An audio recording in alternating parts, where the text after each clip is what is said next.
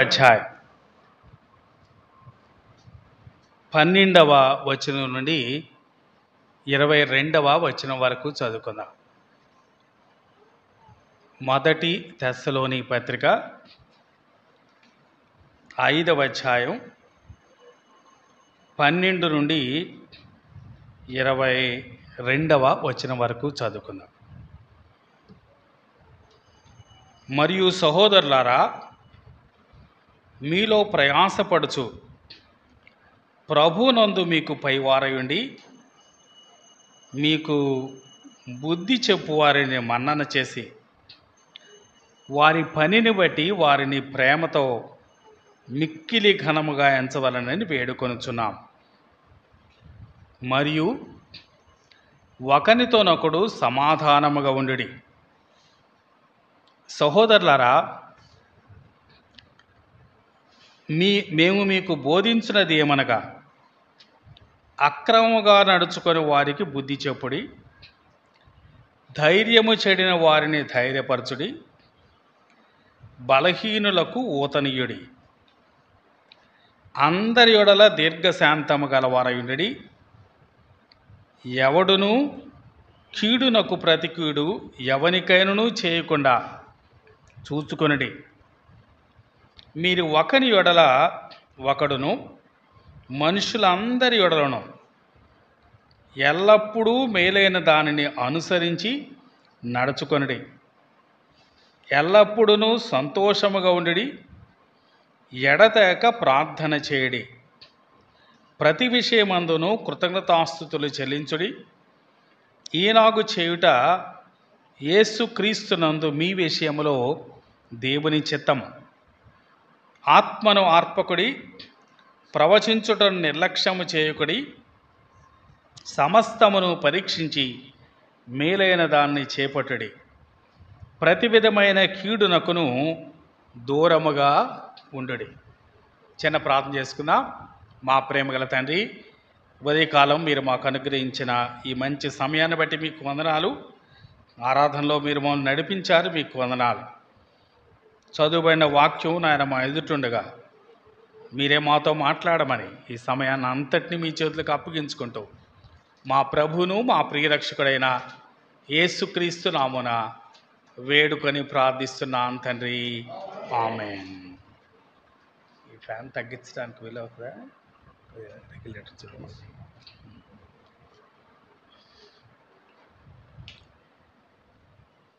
మంచి తెస్సలోని పత్రికలో మనం గత కొన్ని వారాలుగా మనం ధ్యానం చేస్తూ ఉన్నాం.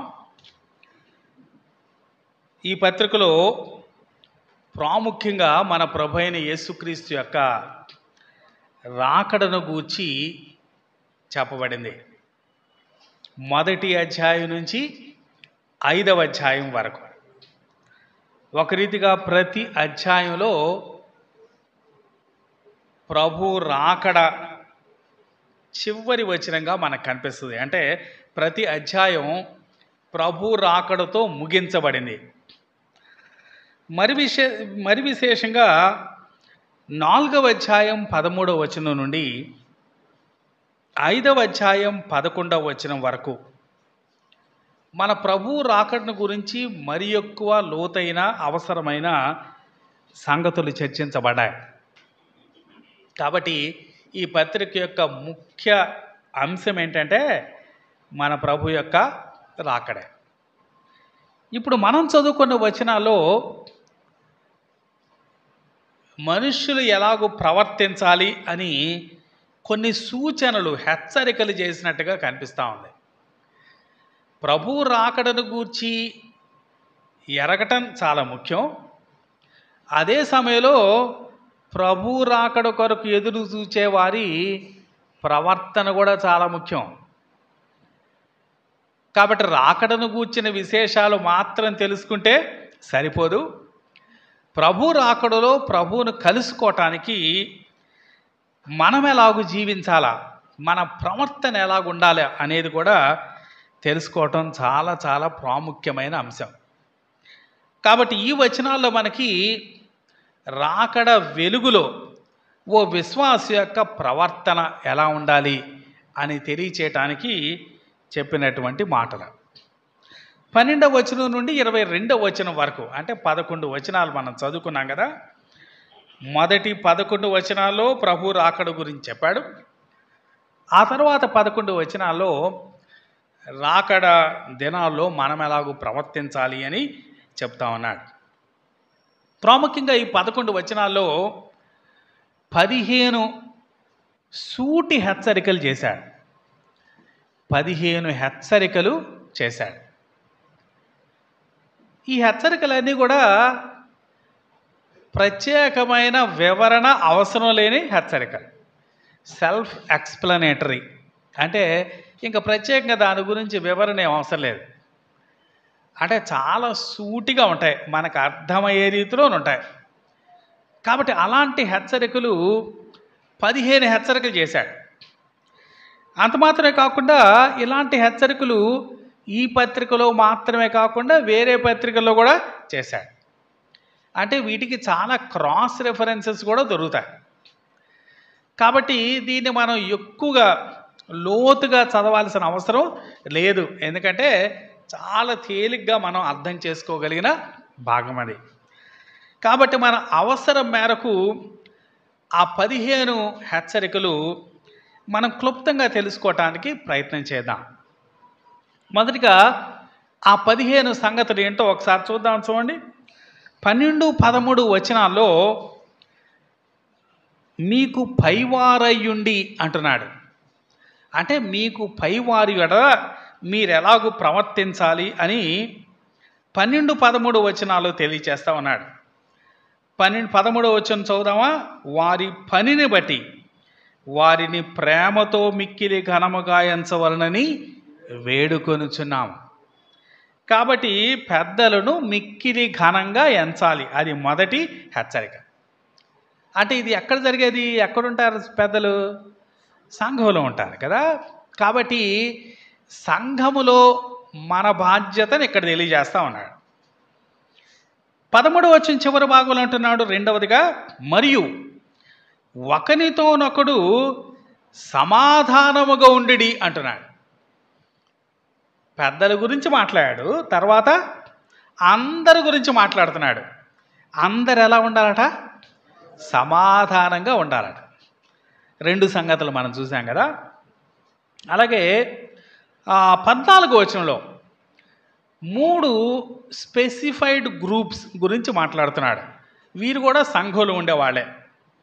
14వ వచనం చదువుదామా. అక్రమముగా నడుచుకొని వారికి బుద్ధి చెప్పుడి, ధైర్యము చెడిన వారిని ధైర్యపరచడి, బలహీనులకు ఓతమియుడి. అంటే ప్రత్యేకంగా 3 గుంపులు: అక్రమంగా నడుచుకుని వారు, ధైర్యము చెడిన వారు, బలహీనులు. సంఘములో కొందరు స్పెసిఫైడ్ గ్రూప్స్, వారి ఎడల మన బాధ్యత ఏంటో 3 సంగతులు తెలియజేశాడు. ఇందాక 2, ఇప్పుడు ఒక 3, 5. తర్వాత 14వ వచనంలోనే చివరి మాట చూద్దాం. చూడండి, అందరి ఎడల దీర్ఘశాంతము గలవారై ఉండడి. ఇది మళ్ళా అందరికీ, అందరి ఎడల దీర్ఘశాంతం. మొత్తం ఎన్ని చూసాం మనం? 6 సంగతులు చూసాం. ఈ 6 సంగతులు కూడా సంఘంలో ఒక విశ్వాసి యొక్క బాధ్యత. అంటే సంఘములో విశ్వాసి పాటించవలసిన నియమాలు ఈ మొదటి 6 అని మనం దీంట్లో అర్థం చేసుకుంటున్నాం. ఆ తర్వాత 15వ వచనం చూద్దాం. చూడండి, 15వ వచనం.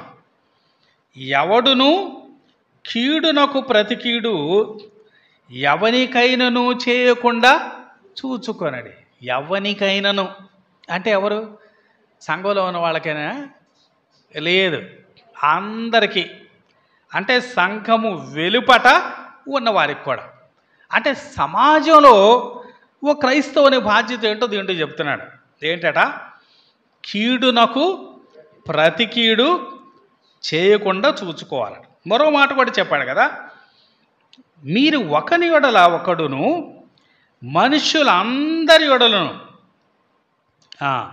ఎల్లప్పుడూ మేలైన దానిని అనుసరించి నడుచుకొనుడి. మనుషులందరి యొడల, అంటే సంఘమని కాదు, మన చుట్టూ ఉన్న సమాజం అంతటితో కూడా ఎలా ఉండాలట? మేలైన దాన్ని అనుసరించి తెలుసుకోవాలి. కాబట్టి 2 హెచ్చరికలు ఇక్కడ మనం చూసాం కదా. దేంట్లో జరిగించాల్సినవి? సమాజంలో జరిగించాల్సినవి. మొదటి 6 సంఘంలోవి, తర్వాత 2 సమాజంలోవి. ఆ తర్వాత 16వ వచనం చాలా విశేషమైనటువంటి వచనం. దాంట్లో ప్రాముఖ్యంగా 3 సంగతులు కనిపిస్తాయి. ఎల్లప్పుడూ సంతోషముగా ఉండుడి, ఎడతెగక ప్రార్థన చేయడి, ప్రతి విషయమందును కృతజ్ఞతాస్తుతులు చెల్లించుడి, ఈలాగు చేయుట యేసుక్రీస్తునందు మీ విషయములో దేవుని చిత్తం. 3 సంగతులు చెప్పాడండి. ఏమన్నాడు? ఒకటేంటి? ఎల్లప్పుడూ సంతోషంగా ఉండాలట.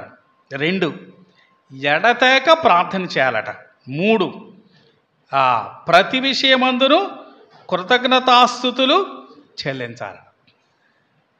ఈ 3 ఎవరి కోసం చెప్పినాయి? మన వ్యక్తిగతంగా కదా, మన స్వానుభవంలో మనం పాటించాల్సిన నియమాలు. సంఘంలో పాటించాల్సినవి 6, సమాజంలో పాటించాల్సినవి 2, స్వానుభవంలో పాటించాల్సింది 3. మొత్తం 11 సంగతులు ఇప్పటి వరకు మనం చూసాం. ప్రత్యేకంగా ఈ 3 చాలా విశేషమైనవి. కొందరు దైవజనులు దీనికి ఏం పేరు పెట్టారంటే క్రైస్తవ ధనాగారం, క్రిస్టియన్ ట్రెజర్ అని పేరు పెట్టాడు. కాబట్టి ఈ 3 సంగతులు మన స్వానుభవానికి చాలా చాలా అవసరమైన సంగతులు. ఆ తర్వాత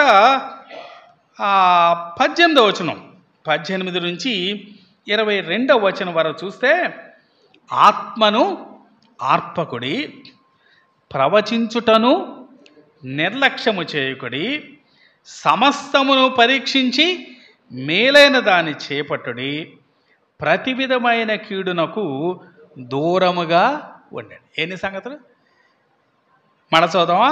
ఆత్మను ఆర్పకుడి, ప్రవచించుటను నిర్లక్ష్యము చేయకుడి, సమస్తమును పరీక్షించి మేలైన దాన్ని చేపట్టుడి, ప్రతి విధమైన కీడునకు దూరముగా. ఎన్ని సంగతులు?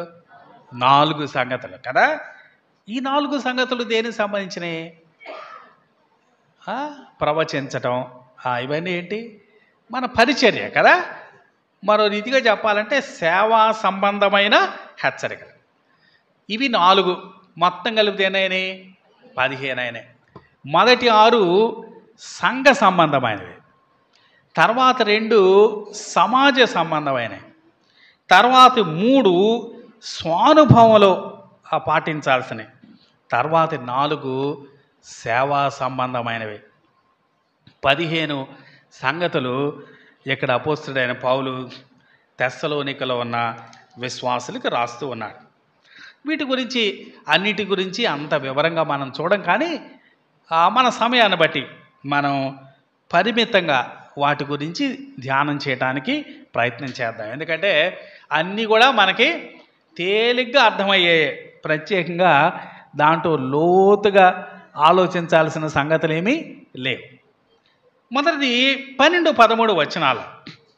మరియు సహోదరులారా, మీలో ప్రయాసపడుచు ప్రభువునందు మీకు పైవారయుండి మీకు బుద్ధి చెప్పువారిని మన్నన చేసి వారి పనిని బట్టి వారిని ప్రేమతో మిక్కిలి ఘనముగా ఎంచవలనని వేడుకొనుచున్నాము. ఆ మాటలు చూస్తేనే మనకు అర్థమవుతుంది సంఘ పెద్దల గురించి మాట్లాడుతున్నాడు. దేన్ని బట్టట? 13వ వచనం, వారి పనిని బట్టి, వారి పనిని బట్టి ప్రేమతో మిక్కిలి ఘనంగా ఎంచాలట. ఏం పని చేస్తారు వాళ్ళు? 12వ వచనంలో వారు చేసే పని చెప్పబడింది. చదువుదామా? మీలో ప్రయాసపడుచు. రెండవది ప్రభువునందు మీకు పైవారయ్యుండి. దాన్ని ఏమనొచ్చు అంటే పై విచారణ చేయటం అనవచ్చు. ప్రయాసపడుట, పై విచారణ చేయుట, మూడవది బుద్ధి చెప్పుట. 3 సంగతులు వారు చేస్తారట. వారి పనిని బట్టి ఏం చేయాలంటున్నాడు? మిక్కిలి ఘనంగా ఎంచాలి. వారు ప్రయాసను బట్టి, వారి పనిని బట్టి. కొరింథీయులకు రాసిన మొదటి పత్రిక 16వ అధ్యాయం 16వ వచనం చూడండి. కొరింథీయులకు రాసిన మొదటి పత్రిక 16వ అధ్యాయం 16వ వచనం.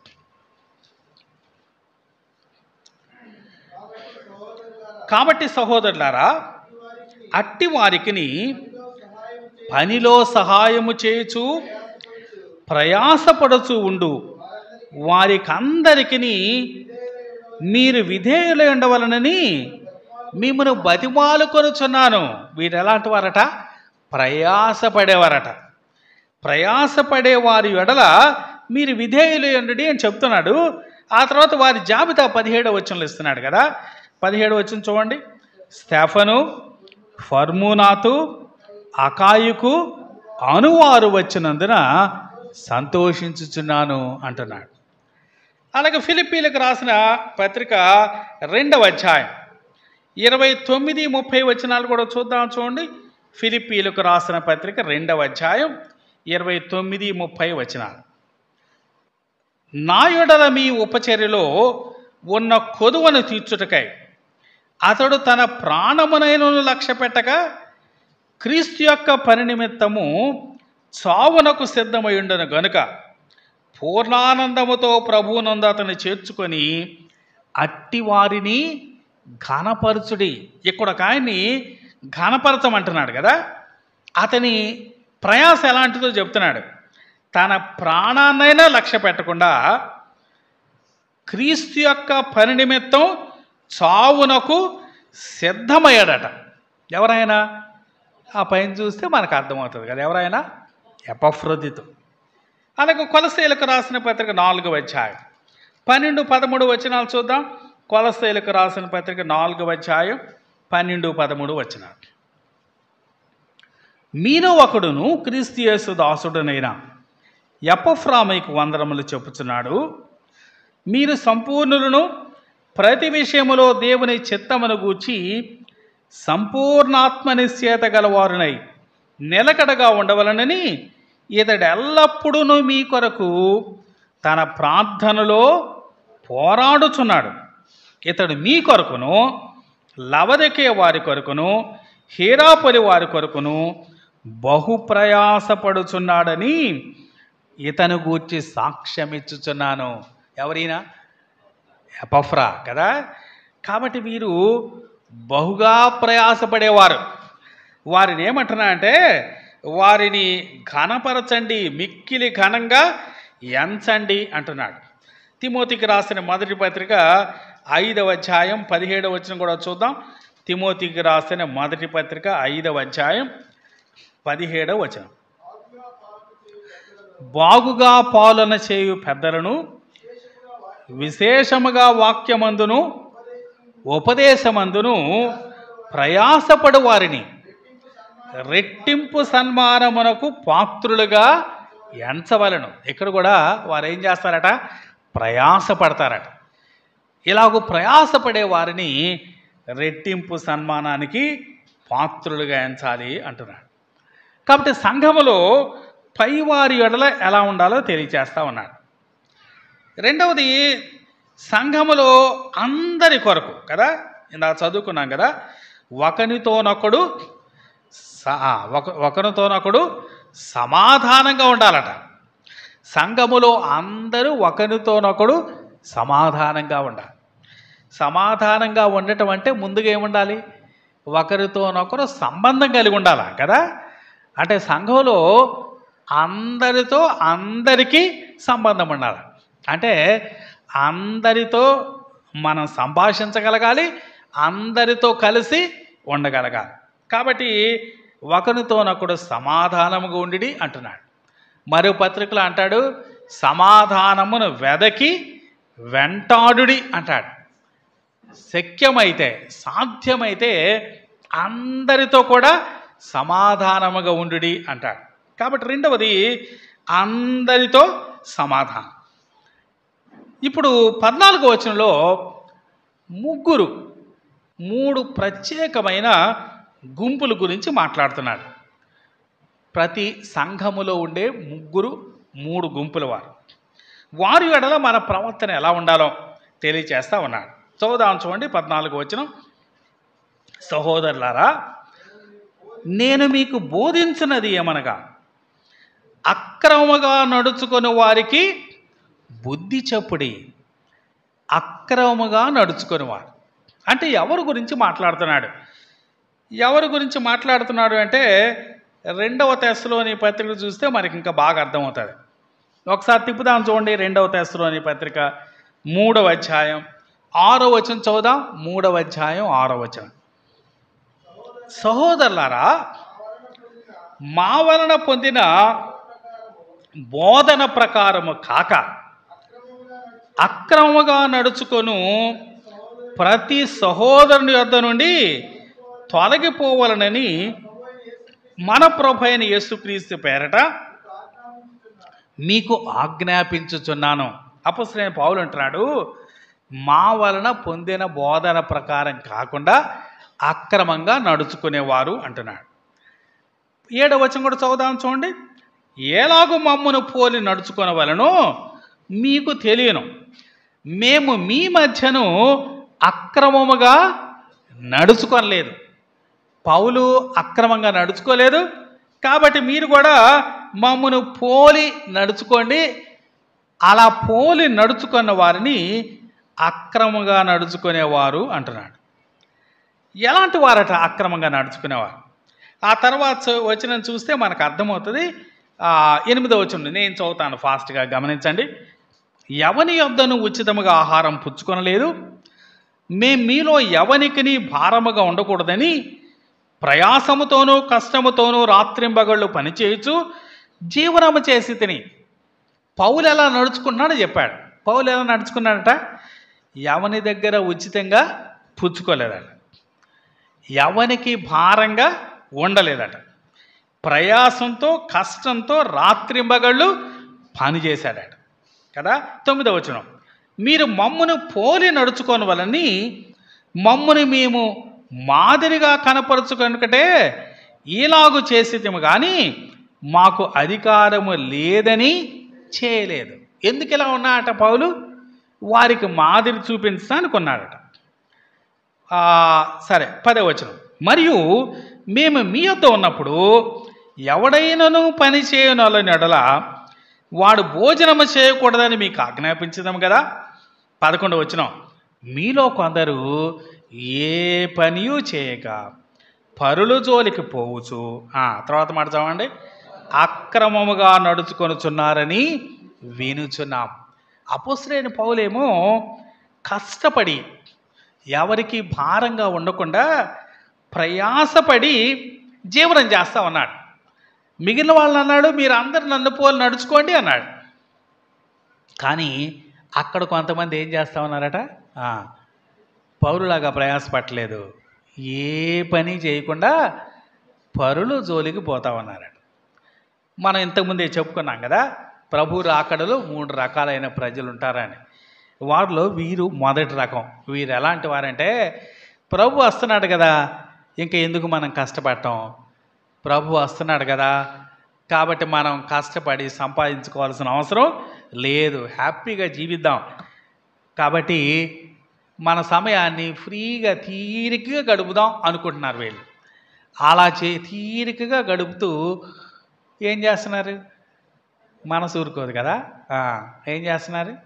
చుట్టుపక్కల వాళ్ళ దాంట్లో వేలు పెడుతున్నారు కదా, పరుల జోలికి పోతా ఉన్నారు.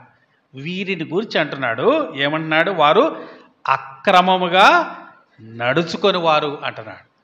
అక్రమంగా నడుచుకొని వారికి బుద్ధి చెప్పండి అంటున్నాడు. వాళ్ళు క్రమంగా నడుచుకోవట్లేదు, మేం క్రమంగా నడుచుకున్నాం, మమ్మను పోలి వారు నడవట్లేదు, కాబట్టి వారికి బుద్ధి చెప్పండి అంటున్నాడు. రెండవది, ధైర్యము చెడిన వారిని ధైర్యపరచుడి.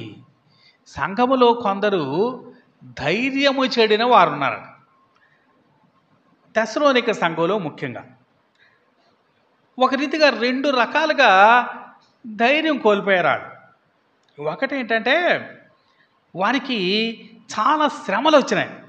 3వ అధ్యాయం చదువుదామా? 3వ అధ్యాయం మొదటి నుంచి చదువుతున్నాను. కాబట్టి ఇక సహింపజాలక ఏథెన్సులో మేము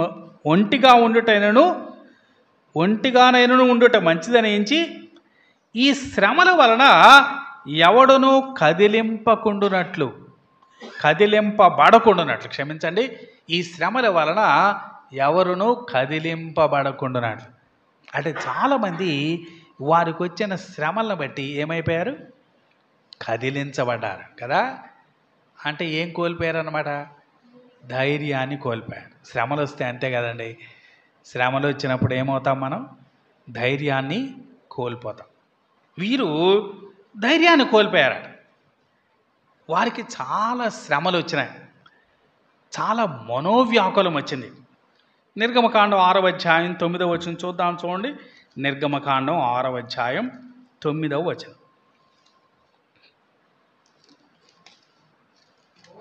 మోషే ఇశ్రాయేలుతో అలాగూ చెప్పాను.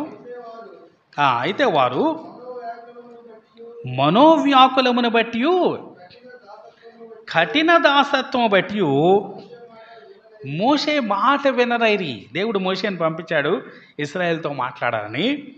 ఇశ్రాయేలుతో మాట్లాడుతుంటే వారు అసలు మోషే మాట వినలేకపోతున్నారు.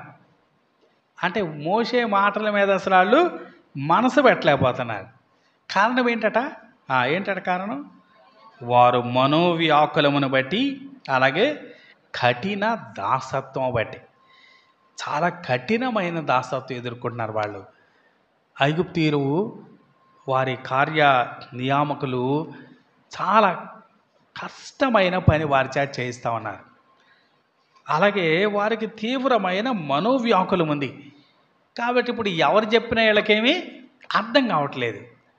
ధైర్యము చెడిన వారుగా ఉన్నారు. ఇక్కడున్న తెస్సలోనిక ప్రజలు కూడా వారికి వచ్చిన శ్రమలను బట్టి ధైర్యం చెడిన వారుగా ఉన్నారు. యెషయా గ్రంథం 35వ అధ్యాయం 3-4 వచనాలు చూద్దాం, చూడండి. యెషయా గ్రంథం 35వ అధ్యాయం 3-4 వచనాలు.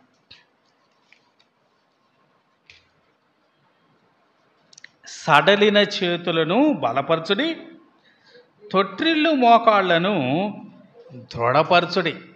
సడలిన చేతులు, తొట్రిల్లిన మోకాళ్ళు. అంటే చేతులు సడలిపోతే పని చేయగలమా? పని చేయలేం. మోకాళ్ళు సడలిపోతే నడవగలమా? నడవలేం. కాబట్టి పని చేయలేని పరిస్థితిలో ఉన్నారు, నడవలేని పరిస్థితిలో ఉన్నారు. కారణం ఏంటి? నిజంగా వాళ్ళ చేతులకి ఏం అవ్వలేదు, వారి కాళ్ళకేమీ అవ్వలేదు. ఏం బాగాలేదు? వారి మనసులు బాగాలేదు కదా. వారు మనోవ్యాకులంతో ఉన్నారు. కాబట్టి వారు ధైర్యము చెడిన వారు ఉన్నారు. వారిని బలపరచండి అంటున్నాడు కదా. కాబట్టి వారి శ్రమలను బట్టి ధైర్యించాడు. మరొకటి ఎందువల్ల ధైర్యం చేయ ఉంటారు చెప్పండి? ఈ పత్రికలో ముఖ్యమైన అంశం ఏంటి? తమ ప్రియులు నిద్రిస్తూ ఉన్నారు కదా. తమ ప్రియులు చనిపోతూ ఉన్నారు. తన ప్రియులు చనిపోతే వారి గురించిన చింత వారికి ఎక్కువైపోయింది. వారు ధైర్యం పొందలేకపోతున్నారు, ఎంకరేజ్ అవ్వలేకపోతున్నారు, కంఫర్ట్ పొందలేకపోతున్నారు. అరే, మా ప్రియులు నిద్రిస్తూ ఉన్నారు, ప్రభు వచ్చినప్పుడు మేము కలుసుకుంటాం, కానీ వారి సంగతి ఏంటి? వారు మిస్ అయిపోతారా? ప్రభు రాజ్యంలో వారు ఉండలేరా అని వారి గురించిన ఆవేదన కూడా వారికి ఉంది. కాబట్టి రెండు రకాలుగా వారు ధైర్యము చెడిన వారుగా ఉన్నారు. అలాంటి వారిని ఏం చేయాలట? ధైర్యపరచాలట. ధైర్యపరచాలి, ఎంకరేజ్ చేయాలి కదా. వారిని బలపరచాల్సిన వారంగా ఉన్నాం. కృంగిన వారిని బలపరిచే పని సంఘములో ప్రతి ఒక్కరూ చేయాల్సిన పని. అందరికీ ఇవ్వబడిన హెచ్చరిక. కొన్నిసార్లు మనుషులు తీవ్రమైన శ్రమల్లో ఉంటారు. వారిని ఎలా ఆదరించాలి అని ప్రార్థన చేయాలి కదా.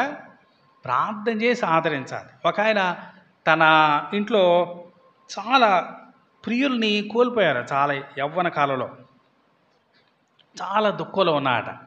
ఓ సహోదరుడు వచ్చి ఆయన ప్రక్కన కూర్చొని చెప్తా ఉన్నాట, ఆ దేవుని యొక్క కార్యాలు ఎలా ఉంటాయి, దేవుడు గాడ్స్ డీలింగ్స్ ఎలా ఉంటాయి, పరిస్థితులు, మరణంలో ఎలాంటి మేలు ఉంటుంది, ఇవన్నీ చాలా సంగతులు వరుస పెట్టి చెప్తా ఉన్నాడు. నిజానికి అవన్నీ కూడా ఈయనకి బాగా తెలిసినాయే. ఆయన చెప్తా ఉంటే ఈయనకి అనిపించిందంట, ఈయన ఎప్పుడు వెళ్ళిపోతాడా అనిపించిందట. నాకు తెలిసిన వాక్యాలు, నాకు తెలిసిన మాటలే ఈయన ఓకదంపుడు దంచుతా ఉన్నాడు, ఈయన ఎప్పుడు వెళ్ళిపోతాడా అనిపించిందాడు. ఆ తర్వాత మరో సహోదరుడు వచ్చాట. ఈయన ఏడుస్తూ ఉంటే ప్రక్కనే కూర్చొని చాలా తక్కువ మాట్లాడి ఈయన చెప్పిందంతా వింటూ ఉన్నాట.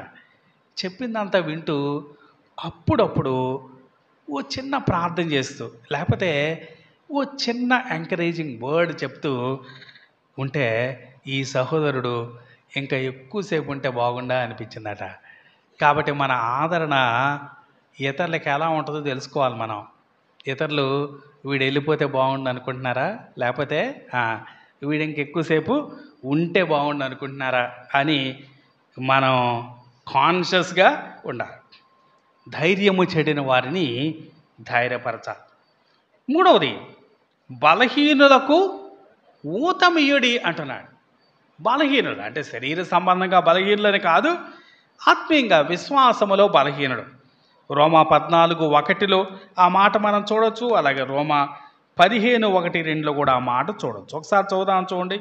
రోమా 14:1 విశ్వాసం విషయమై బలహీనుడైన వారిని చేర్చుకుని అయినను సంశయములను తీర్చుటకు వాదములను పెట్టుకొనవద్దు. అలాగే 15వ అధ్యాయం కాగా బలవంతులమైన మనలను మనమే సంతోషపరచుకొనక బలహీనుల దౌర్బల్యములను భరించుటకు బద్ధులమై ఉన్నాము. కాబట్టి బలహీనుల్ని మనం బలపరచాలి అని కూడా హెచ్చరిక చేస్తూ ఉన్నాడు. అంటే 3 ప్రత్యేకమైన గుంపుల వారు, 3 స్పెసిఫైడ్ గ్రూప్స్ వల్ల మనమేం చేయాలో చెప్పాడు. మళ్ళా చివరిలో అంటూ ఉన్నాడు కదా, ఏమంటున్నాడు చెప్పండి. 14వ వచనంలో అందరి ఎడల దీర్ఘశాంతము గలవారయుండి. సంఘములో ఉన్న అందరి ఎడల ఎలా ఉండాలట? దీర్ఘశాంతము గలవారై ఉండాలి. దీర్ఘశాంతం ప్రేమలో భాగం. 1 కొరింథీ 13:4 చెప్తుంది, ప్రేమ దీర్ఘకాలము సహించును కదా. కాబట్టి దీర్ఘశాంతం అనేది ప్రేమలో భాగం. మనకు దీర్ఘశాంతం లేదు అంటే ఏమి లేదన్నమాట, ప్రేమ లేదన్నమాట. కాబట్టి దీర్ఘశాంతం గలవారయుండి అంటున్నాడు. సామెతల గ్రంథంలో చాలా వచనాలు దీర్ఘశాంతం ఎంత అవసరమైందో తెలియజేస్తాయి. సామెతలు 15వ అధ్యాయం 18వ వచనం చూడండి. సామెతలు 15వ అధ్యాయం 18వ వచనం కోపోద్రేకియగు వాడు కలహము రేపును, దీర్ఘశాంతుడు వివాదము అణచివేయును.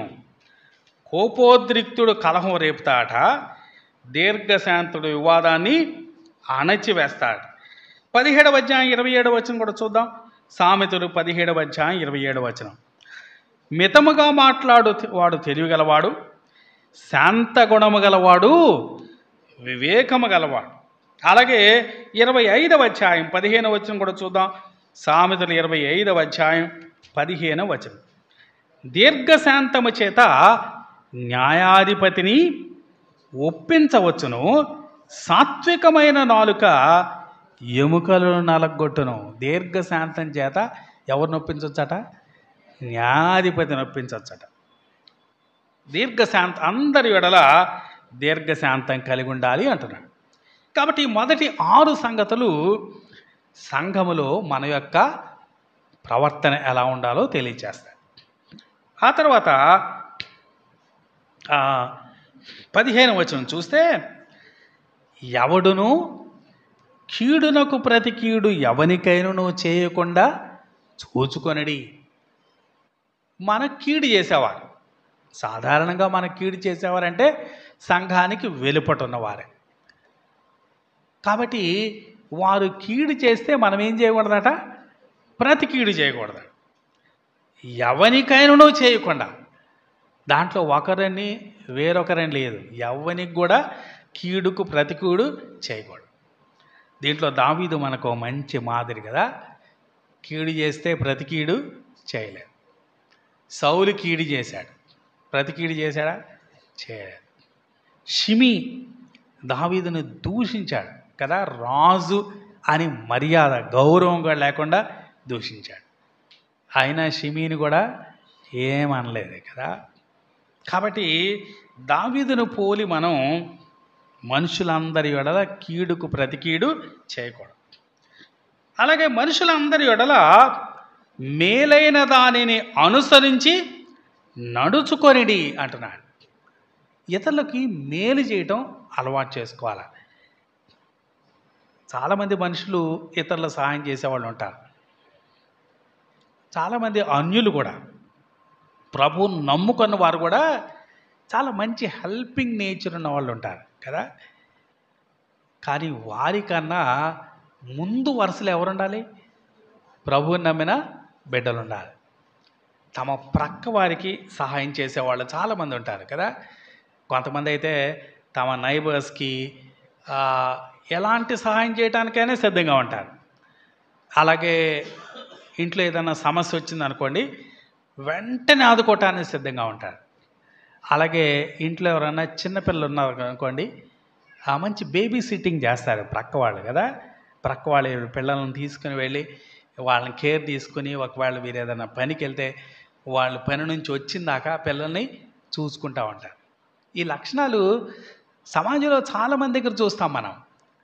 సమాజంలో ఉన్నా లేకపోయినా పర్లేదు, కానీ ఎవరిలో ఉండాలి? ప్రభువు నమ్మిన విశ్వాసుల్లో ఉండాలి. కాబట్టి మనం సమాజంలో మన చుట్టూ అన్యుల మధ్య ఉన్నప్పుడు మనకు మేలు చేయటం ఏంటో అర్థం కావాలా. ఇతరులకు మేలు చేయటం మనకొక అలవాటు, లేకపోతే మన స్వభావం. మనుషులు మనల్ని చూడగానే వీరు చాలా హెల్ప్ఫుల్, వీళ్ళు బాగా సహాయం చేస్తారు అని మనం గుర్తించగలగాలి. ఇంతకుముందు ఎక్కడ భారతదేశంలో ఏదైనా ఒక ప్రకృతి విపత్తు కనుక సంభవిస్తే మొదట వీళ్ళు సహాయం చేసే ఏంటో తెలుసా? క్రైస్తవ సంస్థలే కదా. వరల్డ్ విజన్ అనేది ప్రపంచవ్యాప్తంగా పేరు పొందిన సంస్థ. భారతదేశంలో అనేక చోట్ల మనుషుల కష్టాల్లో ఉన్నప్పుడు ఆదుకున్న సంస్థ ఎఫికోర్, ఇంకా అలాంటి చాలా అవి. కాబట్టి ఈ దినాల్లో చాలా సంస్థలు చేస్తూ ఉన్నాయి, చాలా ధార్మిక సంస్థలు వస్తూ ఉన్నాయి. దాంట్లో ముందు వరుసలో ఉన్నవారు క్రైస్తవులే. ప్రభు ప్రేమను బట్టి సమాజంలో ప్రతి ఒక్కరికి మేలు చేయటానికి ప్రయత్నం చేయాలి. అక్కడ అంటున్నాడు కదా, మేలైన దానిని అనుసరించి నడుచుకొనిడి అని 3వ వచనం 3 అని అంకేసి కిందే రాశాడు. మేలైన దానిని వెంటాడుడి అంటే ఒకప్పుడు మేలు చేసినా కూడా ప్రతికూలత జరుగుతూ ఉంటుంది కదా. మనం ఇతరులకు మేలు చేద్దామని చూసినా వాళ్ళు మనకు వ్యతిరేకంగా ప్రవర్తించవచ్చు. అలాంటప్పుడు ఏం చేయాలట? అరే ఇది లాభలేదులే, ఇది నేను చేయాల్సిన పని కాదు అని వదిలేయమనలేదు. ఏమన్నాడు?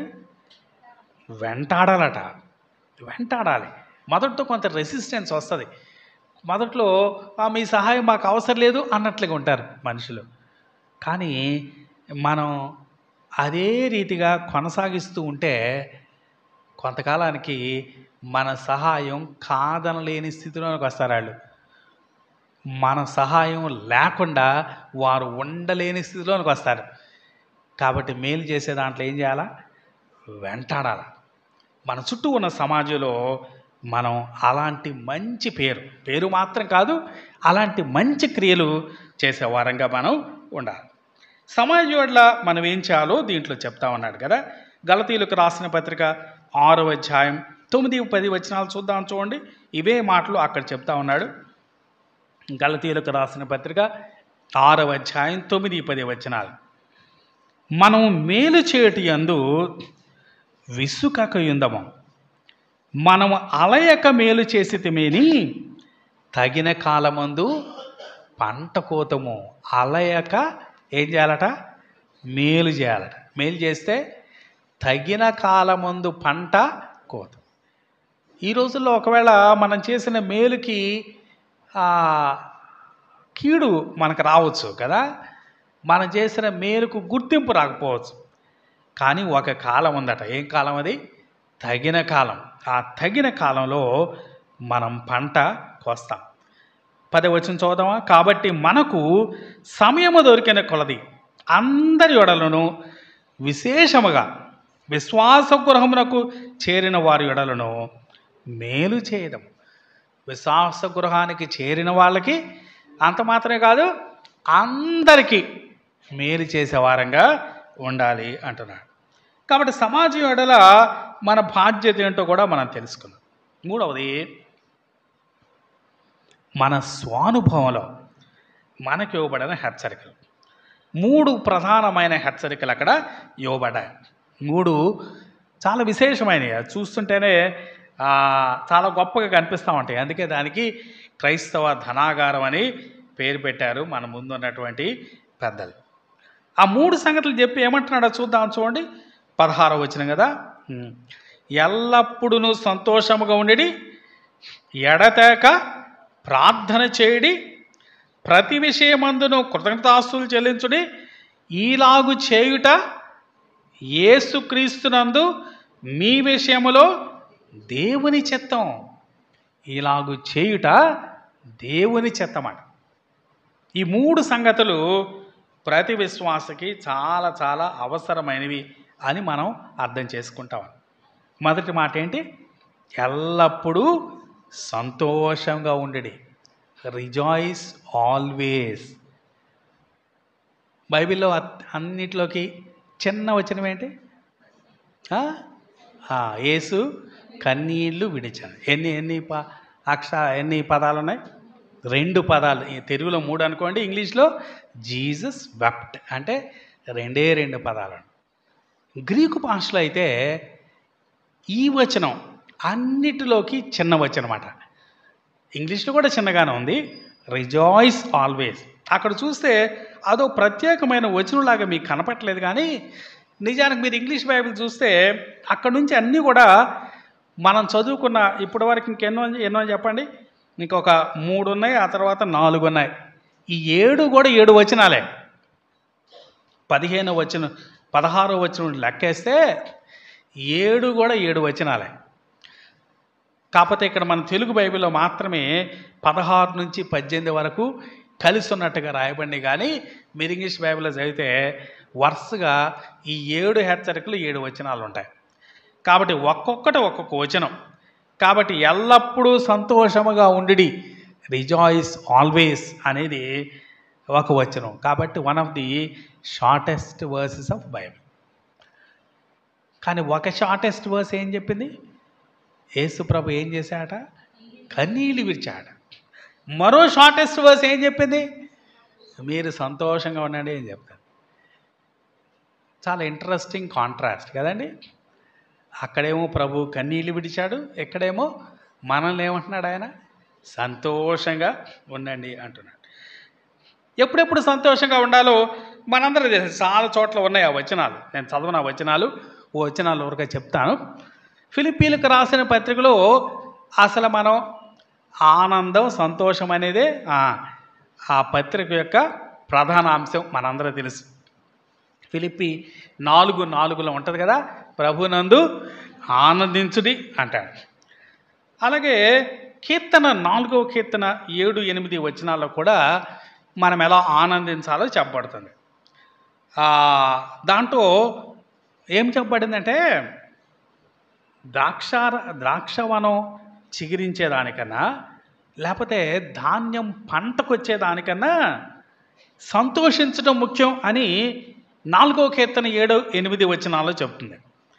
అలాగే హబక్కూకు 3వ అధ్యాయం 17-18 వచనాల్లో ద్రాక్ష వనం చిగురించకపోయినా, అంటే పరిస్థితులు ప్రతికూలంగా ఉన్నా మనం ఆనందించాలి అని చెప్తుంది. 2 కొరింథీ 12వ అధ్యాయం 9-10 వచనాలు చూస్తే ఉపద్రవాల్లో గుండా వెళ్తూ కూడా మేము సంతోషిస్తున్నాం అంటాడు పౌలు. ఉపద్రవాలు అంటే శ్రమల కన్నా పెద్దయా చిన్నయా? శ్రమల కన్నా పెద్దవి. ఉపద్రవాల్లో కూడా సంతోషించాడు కదా. అలాగే యాకోబు పత్రిక మనకు తెలుసు కదా, 1వ అధ్యాయంలో మీరు నానా విధమైన శోధనలో పడినప్పుడు అది మహానందమని ఎంచుకొనడి అంటాడు. 1 పేతురు 4వ అధ్యాయం 12-14 కూడా అదే సంగతులు చెప్తాయి. అలాగే మత్తయి సువార్త 5వ అధ్యాయం 11, 12 వచనాలు కదా, నీతి నిమిత్తము మీరు నిందింపబడినప్పుడు ఏం చేయాలా? సంతోషించి ఆనందించాలి కదా. కాబట్టి నీతి నిమిత్తం హింసించబడినప్పుడు ఆనందం ఎక్కడి నుంచి వస్తాండి? కానీ ఆయన అంటున్నాడు ఆనందించండి అంటున్నాడు. కాబట్టి క్రైస్తవ జీవితంలో ఎప్పుడు సంతోషంగా ఉండటం నేర్చుకోవాలి. ఎప్పుడు సంతోషంగా ఉండగలమంటే మన చుట్టూ ఉన్న పరిస్థితులు వీటికన్నా మించి దేవుని యొక్క మేలు మనకుంది అన్న సంగతి మనం ఎరిగినప్పుడు మాత్రమే సంతోషంగా ఉండగలం. అంటే సన్ షైన్స్ ఓవర్ క్లౌడ్స్ అని అర్థం చేసుకోవాలి. మామూలుగా మనకి క్లౌడ్ మొబ్బట్టం అంటాం కదా, ఏమో ఎప్పుడు జరుగుతుంది ఇది? ఆ మేఘం బాగా నల్లగా అయిపోతే ఎలా ఉంటుంది మనకి? చాలా క్లౌడీగా ఉంది, మొబ్బట్టింది అంటాం. కానీ తెలుసుకోవాల్సింది ఏంటంటే మన క్రిందున్న మేఘమే నల్లగా ఉంది, కానీ మేఘం పైన మాత్రం సూర్యుడు ప్రకాశిస్తున్నాడు అని తెలుసుకోగలగాల. కాబట్టి చాలా షార్ట్ టర్మ్ ఉండేదే. ఈ మేఘం ఆ సూర్యుని ప్రకాశాన్ని అడ్డుకుంటుంది చాలా పరిమిత కాలం వరకే. అసలు సూర్యుడు మాత్రం ప్రకాశిస్తూనే ఉన్నాడు. అలాగూ దేవుని యొక్క ప్రకాశాన్ని గురించిన అవగాహన మనకుంటే ఖచ్చితంగా మనం ఆనందించగలం. చాలామంది హతసాక్షులు ఉరికొయ్యల దగ్గరికి వెళ్ళారు. ఒక సహోదరి ఉరికొయ్య దగ్గరికి వెళ్తూ అందట, నేను ఉరికొయ్య దగ్గరికి వెళ్ళలేదు, పరలోక ద్వారం దగ్గరికి వెళ్తున్నాను అందట. ఆమెమో హతసాక్షి అవుతా ఉంది, ఉరికొయ్య దగ్గరికి వెళ్తా ఉంది. కానీ ఆమె ఏమంటుంది?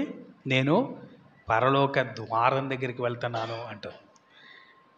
కాబట్టి మన పరిస్థితులను మించి ప్రభు యొక్క ప్రేమను మనం అనుభవిస్తాం అని ఎప్పుడు తెలుసుకుంటామో అప్పుడు ఆనందిస్తాం.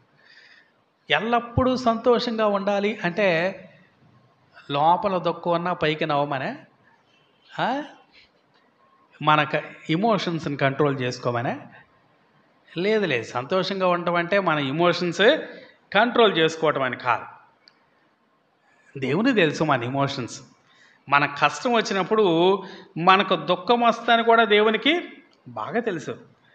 కాబట్టి మనం కంట్రోల్ చేసుకోవాల్సిన అవసరం లేదు. హెబ్రీయులకు రాసిన పత్రిక 12వ అధ్యాయం 11వ వచనం చూద్దామా? హెబ్రీయులకు రాసిన పత్రిక 12వ అధ్యాయం 11వ వచనం. మరియు ప్రస్తుతమందు సమస్త శిక్షయు దుఃఖకరముగా కనబడునే కానీ సంతోషకరముగా కనబడదు. అయినను దాని యందు అభ్యాసము కలిగిన వారికి అది నీతి అను సమాధానకరమైన ఫలమిచ్చును. ప్రభువే చెప్తా ఉన్నాడు, సమస్త శిక్ష ఎలా ఉంటుందట? దుఃఖకరంగా ఉంటుందట. కాబట్టి దుఃఖం వస్తుంది. కాబట్టి మన ఇమోషన్స్ని మనం దాచుకోవాల్సిన అవసరం లేదు. మన ప్రభువే ఇమోషన్ దాచుకోలేదు కదా. యేసు కన్నీళ్ళు విడిచాను అని దేవుని వాక్యంలోనే రాయబడింది. మరి మనం ఎందుకు లోపల తక్కువ ఉండి పైగా సంతోషాన్ని నటించడం? కాబట్టి ఇమోషన్స్ని నటించడానికి వీల్లేదు. సంతోషం అనేది ఎక్కడ ఉండాలా? లోపల ఉండాలి, పైకి చూపించేది కాదు. కాబట్టి లేని సంతోషం చూపించడం ఆయన ఉద్దేశం కాదు, లేని దుఃఖం చూపించడం కూడా ఆయన ఉద్దేశం కాదు. కాబట్టి మనం ఫేక్ ఇమోషన్స్ ఇవ్వాల్సిన అవసరం లేదు కదా. దుఃఖం వచ్చినప్పుడు దుఃఖించాలా, కానీ లేని దుఃఖాన్ని కూడా తెచ్చుకోవడానికి ప్రయత్నం చేయకూడదు. ఓ సంఘంలో చాలా ఎక్కువగా ప్రార్థన అంటే ఏడవటంతో మొదలేస్తారు. వాళ్ళకి అలవాటు ఏంటంటే ప్రార్థన చేయడం అంటే ఏడవటం. ఎందుకంటే దుఃఖంతో ప్రార్థన చేస్తే, రోదంతో ప్రార్థన చేస్తే దేవుడు మన ప్రార్థన ఆలకిస్తాడు. నిజంగా దుఃఖం వస్తే మంచిదే కదా. ఒక ఆయన ఒక చిన్న అబ్బాయట 3వ తరగతి చదివే అబ్బాయి వెళ్ళి మోకరించి ఒకటే ఏడుస్తా ఉన్నాట. ఆ ప్రక్కన ఉన్న అంకుల్ ఒక ఆయన లేవి బాబు ఏం చేస్తున్నావు అన్నాడు. ఏం చేయట్లేదు అంకుల్, ప్రార్థన చేస్తున్నా అన్నాడు. మరి ఎందుకయ్యా అంత దుఃఖపడుతున్నావు, ఎందుకని నీకు అంత దుఃఖం వచ్చింది అన్నాడు. ప్రార్థన చేసేటప్పుడు దుఃఖపడాలి కదా అంకుల్ అన్నాడు. ప్రార్థన చేసేటప్పుడు దుఃఖపడాల్సిన అవసరం లేదు. దుఃఖం వస్తే దుఃఖపడాలి కదా. కాబట్టి మరి ఇమోషన్స్ ఫేక్ చేయాల్సిన అవసరం లేదు. సంతోషం లోపలుంటే కనిపించాలా, అంతేగాని లోపల దుఃఖం ఉంచుకొని పైకి సంతోషాన్ని షో చేయాల్సిన అవసరం లేదు. ఇక్కడ అంటున్నాడు ఎల్లప్పుడూ సంతోషంగా ఉండేటి అంటున్నాడు. 2వ వచనం అంటే 17వ వచనంలో, 17వ వచనం, ఎడతెగక ప్రార్థన చేయడి. ఎడతెగక ప్రార్థన చేయాలి. ప్రార్థన గురించి చాలా వచనాలు మనం చదవచ్చు. మనం విడువక ప్రార్థన చేయాలి అని లూకాసు వార్త 11వ అధ్యాయం 5 నుంచి 13 వరకు ఉంటుంది. అలాగే 18వ అధ్యాయం 1 నుంచి 8వ వచనం వరకు ఉంటుంది. ఎల్లప్పుడూ ప్రార్థన చేయాలని లూకాసు వార్త 21:36 వచనంలో ఉంటుంది. అలాగే విశ్వాసంతో ప్రార్థన చేయాలని మార్క్స్ వార్త 11:24లో ఉంటుంది. పట్టుదలతో ప్రార్థన చేయాలని ఎఫెసీ 6:19-20లో ఉంటుంది. పరిశుద్ధతతో ప్రార్థన చేయాలని 1 తిమోతి 2:8లో ఉంటుంది. ఇవన్నీ కూడా మనకు బాగా తెలిసినయే. మనం మిగిలిన అంశాలు యాకోబు పత్రిక ధ్యానం చేసినప్పుడు ఆ ప్రార్థన గురించి చాలా వివరాలు మనం తెలుసుకున్నాం. వాటన్నిటిని ఇప్పుడు చదవాల్సిన అవసరం లేదు. కానీ ముఖ్యంగా ఒక విశ్వాసికి ప్రార్థన అంటే ఊపిరి పీల్చుకోవడంతో సమానం అన్నాడు ఒక ఆయన. Breathing is same as praying for a believer అన్నాడు. ఏం చేయాలా? ఊపిరి తీసుకున్నట్టు ప్రార్థన చేయాలి. ఊపిరి ఆపేస్తాం ఎప్పుడన్నా? ఆపం కదా. ప్రార్థన కూడా ఆపకూడదు.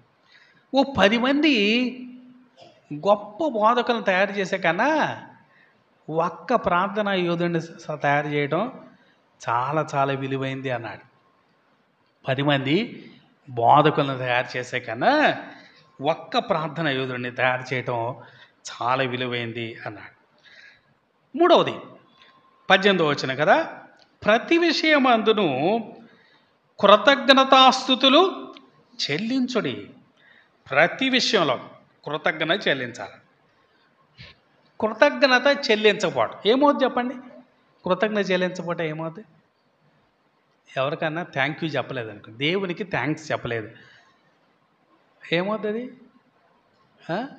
ఏమవుతుంది? పాపం కదా.